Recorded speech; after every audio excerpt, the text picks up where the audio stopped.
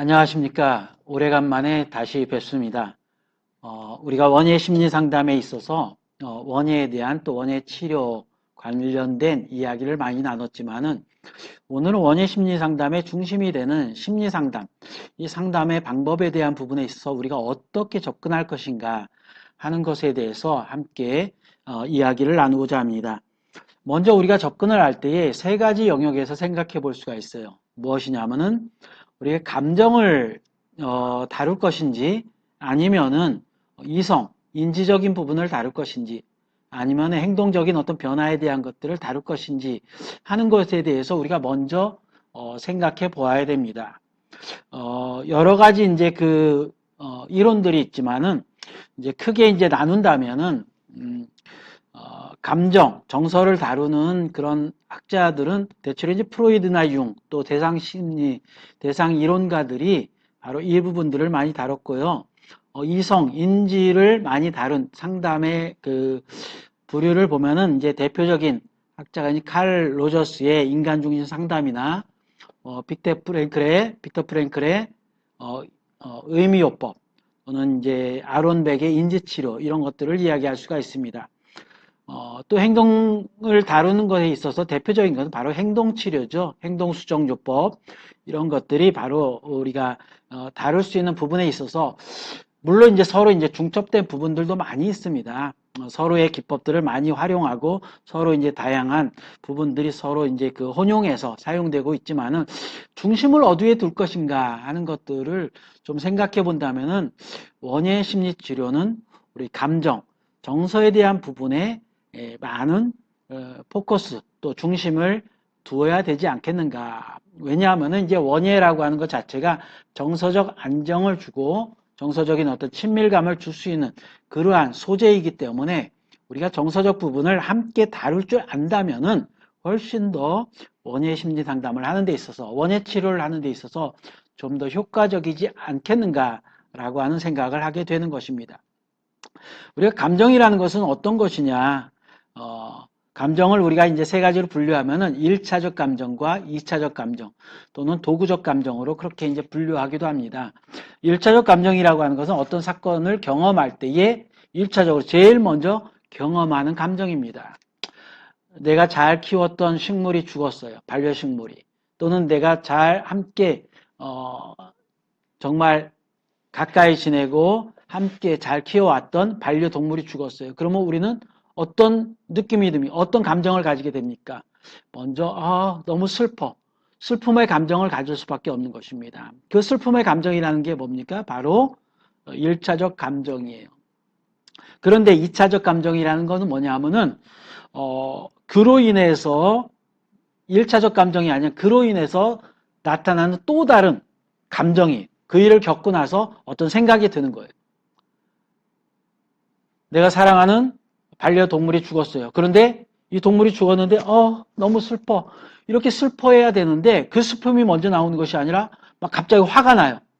주변의 사람들 막 어떤 상황에서 같이 돌봄을 해왔던 가족들에 대한 어떤 막 화가 난다든가 이런 것들은 어떻게 보면은 2차적 감정이죠.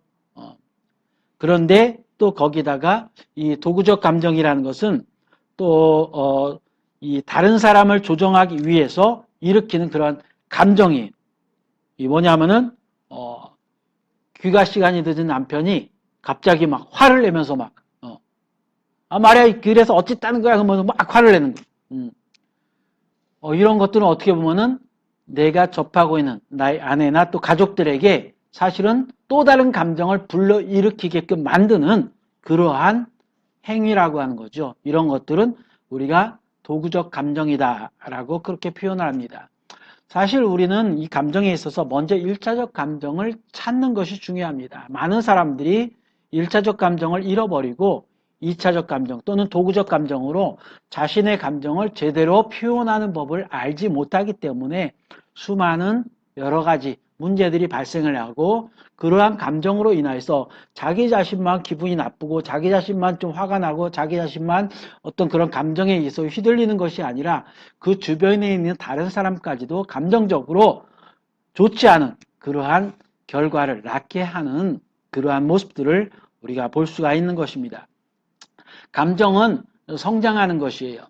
그 감정이 유아서부터 영아서부터 또는 아동기, 청소년기를 통해서 점차 성장해야 되는데 그 성장에 있어서 가장 중요한 포인트는 무엇이냐면은 바로 공감을 받은 사람들의 감정이 성장한다고 하는 것입니다. 그러나 어릴 때부터 공감을 받지 못하면서 자라온 자녀들은 그 감정이 성장하지를 못해요.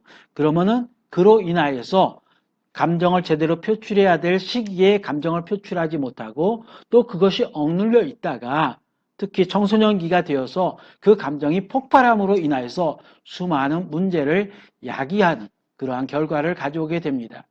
저는 이 청소년들을 많이 상담하면서 이 청소년들이 이러한 감정의 문제로 인하여서 수많은 정말로 그들이 그 시기에 그렇게 폭발하지 않아도 됨에도 불구하고 그러한 폭발로 인하여서 부정적인 특별히 그런 폭발로 인하여서 또는 민형사적인 어떤 문제를 안고 또 학교 내에서도 정말 다른 친구들과의 관계나 아니면 학교의 분위기를 정말로 어렵고 힘들게 만드는 또 스스로도 그러한 것들을 경험하면서 자기 자신이 싫어지고 미워지고 또 그로 인해서 자존감이 상실되어지고 무기력해지는 그러한 모습들을 많이 보게 됩니다.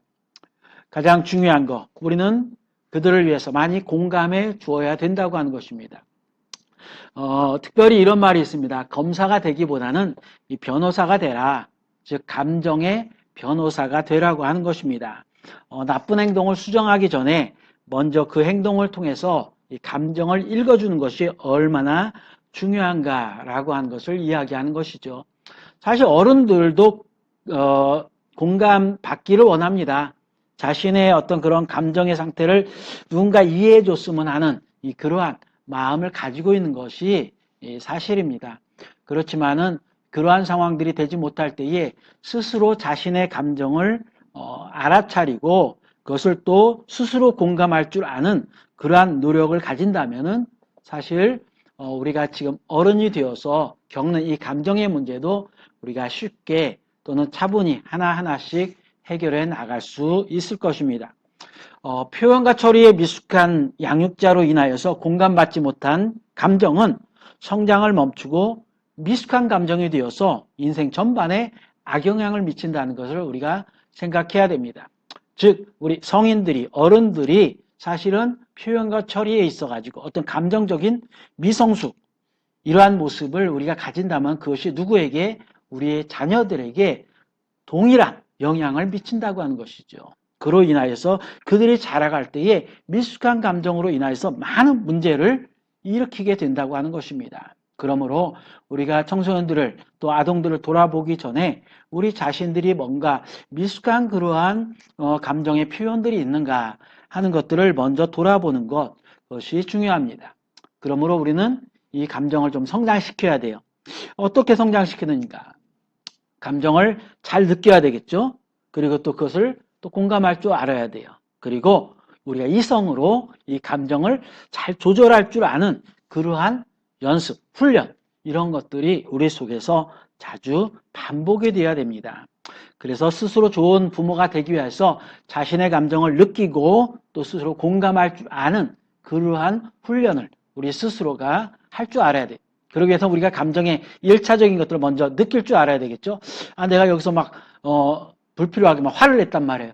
그런데 내가 여기서 화를 내는 것에 대한 감정이 무엇일까? 원래는 이러한 상황 속에서 내가 이러한 감정을 표출하는 것이 맞는데 왜 내가 그것을 표출하지 않고 또 다른 2차적인 또는 도구적인 그런 감정들을 표현하고 있는 것인가 하는 것들을 찾는 작업들이 우리 가운데서 먼저 일어나야 됩니다. 특히 우리는 부정적인 감정을 좀 이건 잘못된 것이야, 나쁜 것이야 라고 해서 그거를 억누르려고 하는, 억압하려고 하는 그러한 태도를 가지는 경우들이 많습니다. 그렇지만은 이 부정적인 감정도 우리가 피하지 말아야 돼요. 그걸 느낄 줄 알아야 돼요. 그런데 그거를 어떻게 감정에 따라서 행동하지 말고 감정을 컨트롤하면서 우리가 이 부정적인 감정을 느끼는 것, 이것도 사실 우리에게 있어서 감정을 성장시키는 좋은 방법 중에 하나입니다. 감정을 잘 조절할 수 있도록 하는 방법에는 여러 가지가 있습니다. 우리가 특별히 우리 감정을 조절할 때에 우리가 자녀들과 이 감정적인 어떤 그런 문제가 생겼어요. 또 자녀가 감정적으로 굉장히 지금 어떤 그 행동을 취하고 있어요. 그러면은 그러할 때에 우리는 자녀들을 같이 놓고서 뭔가 그 문제를 해결하려고 하는 경우가 생깁니다. 그러나 그것은 사실은 좋은 방법이 되지 못합니다. 뭐 제가 사례를 통해서도 이야기하겠지만은 사실 자녀들이 어떤 문제가 감정적인 서로 막 다툼이 있다든가 문제가 생겼어요. 엄마, 언니가 나한테 이렇게 했어. 아니면 형이 나한테 이렇게 했어. 형은 또 언니는 아니 동생이 나한테 이렇게 하고 이게 말이 돼? 막 그러면서 서로 간에 어떤 행동이나 맞지 않는 것 때문에 다툼이 일어나. 그리고 우리는 보통 두 자녀를 같이 놓죠. 야, 얘기해봐. 그러면서 마치 우리는 어떤 태도, 검사와 같은 태도로 자녀들을 넌 이거 잘못한 거야. 너는 이게 잘못한 거야. 자, 화해해. 그럼 화해가 되겠어요? 사실은 그 내면에 이미 감정적인 어떤 그런 문제가 있는데 그 감정적인 문제를 우리는 이성적으로만 풀려고 하는 그러한 오류를 범하게 되는 것입니다. 그럴 때 가장 좋은 방법은 따로 만나서 이야기를 해야 돼요. 따로. 자, 따로 이야기할 때 우리는 뭐가 돼야 돼요? 변호사가 돼야 돼요. 자, 변호사는 누구 편이어야 돼요? 변호사는 그 당사자, 그 사람의 편이 돼야 돼요. 다른 사람 편이 되면 안 돼요. 사례적으로 저에게 이제 그런 질문을 제가 부모 교육을 하면서 부모님이 그런 질문을 자녀들이 서로 싸우는데 중립적인 태도를 가지는 것이 좋으냐라고 하는 그런 질문을 하더라고요. 우리가 지금 이야기한 것을 근거로 한다면은 전혀 그렇지 않습니다. 중립적인 태도는 오히려 자녀들의 감정을 더 격양시키는 그러한 결과가 될 수 있습니다. 자녀들 간에 서로 감정적인 대립이 있을 때는요, 따로 놓고 이야기하는 것이 좋습니다. 따로 이야기할 때 우리가 아까 이야기한 대로 감정의 변호사가 되라고 그랬어요. 그 아이의 편만 돼야 돼요. 근데 이제 부모님들이 보면은 그래, 야, 그래, 이렇게 됐구나. 그래, 그래서 네가 지금 굉장히 언니한테 화가 많이 난 거구나. 그 화가 날 때 너는 어떻게 생각해서 어떤 마음이 들었어? 이런 마음이 들고 뭐 했어요. 그래, 그랬구나. 그런데 말이야. 이 그런데 말이야가 문제예요. 그런데 말이야. 엄마가 보기에는 네가 지금 이렇게 한 게 언니가 생각할 때는 언니는 또 이런 마음이 아니겠니? 그러니까 네가 좀 언니를 좀 이렇게 이해해 줬으면 좋겠다 하고 이야기를 해요. 그 이야기가 되면서부터는 이제 뭔가 틀어지기 시작하는 거예요. 변호사가 아니에요. 다시 검사가 돼버리는 겁니다. 그래서 그런데 말이야. 그런데 내가 생각할 때 하면서 또 다른 대상자, 또 다른 형제의 편을 들어주는 것은 별로 유익하지가 않다고 하는 것입니다. 그것을 누가 찾아내게 하는 거예요? 지금 내가 변호를 맡고 있는 그 아이가 스스로 찾아내게 만들면 되는 것이에요. 그 찾아내는 과정 속에서 우리는 충분히 공감을 해준다면 그 아이는 스스로 찾아냅니다. 너 그랬구나. 이래서 네가 굉장히 언니하고 이렇게 화가 났구나. 특별히 언니의 어떤 행동이 너한테는 좀 힘들게 느껴졌니? 너에게는 어떤 면이 안 좋게 생각되어졌니? 그러면 사실 이러이러하고 이러해서 이런 면이 좀 안 좋게 생각됐어요 하면서 이야기를 하다가도 아이는 스스로 깨닫게 됩니다. 사실 저도 이런 행동은 뭐 제가 언니한테는 잘못한 행동이라고 생각을 해요. 그렇지만 좀 이런 부분들은 언니가 좀 너무했다고 생각해요. 그러면은 그렇구나. 너도 이런 부분에서는 잘못한 거는 있지만은 그래도 언니의 이런 행동이 너를 굉장히 좀 화가 나게 하고 너를 좀 기분 상하게 또 너의 자존심을 이렇게 하게 만들었구나 하는 이야기들을 하다 보면은 뭐 그렇죠. 뭐 물론 뭐 저도 잘한 건 아니지만은 하여튼 그런 점에서 제가 굉장히 많이 화가 나고 힘들었어요. 그러면 너가 그랬구나 하면 아이는 엄마가 저의 그런 모습을 이해해줘서 너무 고마워요. 이렇게 말을 하던 말을 하지 않던 아이는 그 내면에 이미 그런 마음을 가진다고 하는 것입니다. 그래 알았어. 하고 나서 그 다음에 또 언니든 또 다른 우리 형제를 불러서 또 똑같이 그렇게 해주면 됩니다. 그리고 나서 나와서 자, 둘 다 얘기를 들어보니까 내가 이렇게 하니까 이렇게 하는 게 좋겠어. 이런 얘기 할 필요 없습니다. 그냥 나는 이 아이의 또 이 아이의 변호사가 되어서 그 역할만 하면 됩니다. 그 역할만 하고 나면은 오히려 아이들은 충분히 스스로 그 내용에 대해서 자신의 어떤 모습에 대해서 탐색하고 또 그것에 대한 나름대로의 또 방법을 찾아서 서로 노력하게 된다고 하는 것입니다.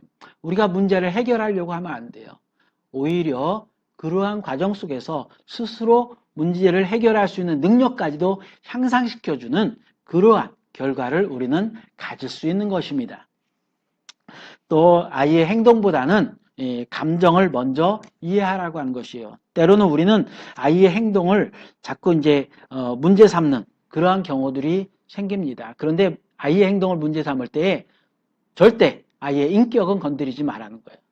또 아이가 고정적으로 가지고 있는 어떤 그런 틀, 어떤 태도 이런 부분에 있어 가지고 너무 그것을 어떤 그런 그 삶의 어떤 그런 이 습관이라든가 어떤 뭐 인격적인 어떤 그런 표현들 이런 것들이 첨가가 됐을 때에 아이는 그것으로 인해서 때로는 상처를 받게 되는 그러한 경우가 있어요. 그래서 그 다음에 아무리 어떤 말을 하든지 아이는 듣지 않습니다. 물론 어떤 행동에 있어서는 어떤 제한을 두는 것이 좋습니다. 만약에 좀 더 어떤 막 폭력적인 그런 약간의 그런 상황들이 발생이 된다면은 그런 행동에 대해서는 분명하게 단호하게 이야기할 필요가 있습니다. 그렇지만은 인격이나 어떤 습관의 잘못된 부분들을 끄집어내어서 전체적인 문제를 마치 그 문제 때문에 일어난 것처럼 그렇게 확장시키는 것은 잘못된 것이라는 거죠. 아이의 기분을 꾸짖지 말고 또 무시하지 말라고 하는 것도 중요한 것입니다. 특별히 이제 아이가 굉장히 막 분노하고 막 화가 나서 감정적인 어떤 그런 폭발이 일어날 그런 상황이 될 때에는 또 감정을 잘 조절할 수 있는 또 그것을 잘 도와줄 수 있는 좋은 기회가 된다고 하는 것입니다. 그렇기 때문에 아이가 굉장히 강한 감정을 할 때 너 정말 이러면 돼? 너 엄마한테 이런 식으로 하면 돼? 너 이게 무슨 태도야? 그러면서 나가는 것이 아니라 네가 굉장히 화가 난 거 보니까 네가 뭔가 정말 엄마한테 그런 화가 난 것에 대해서 이야기해 줬으면 좋겠다. 네가 지금 굉장히 지금 막 격해 있는데 그 격해 있는 것들에 대해서 엄마한테 좀 이야기해 준다면은 또 아빠한테 좀 이야기해 준다면은 내가 너를 좀 이해할 수 있지 않겠니? 하고 자신의 감정을 좀 더 이성적으로 표현할 수 있게 만들어 준다면은 그로 인해서 아이의 정서적인 또 감정적인 것들을 컨트롤해 줄 수 있는 조절할 수 있는 좋은 기회로 만들 수 있는 것입니다.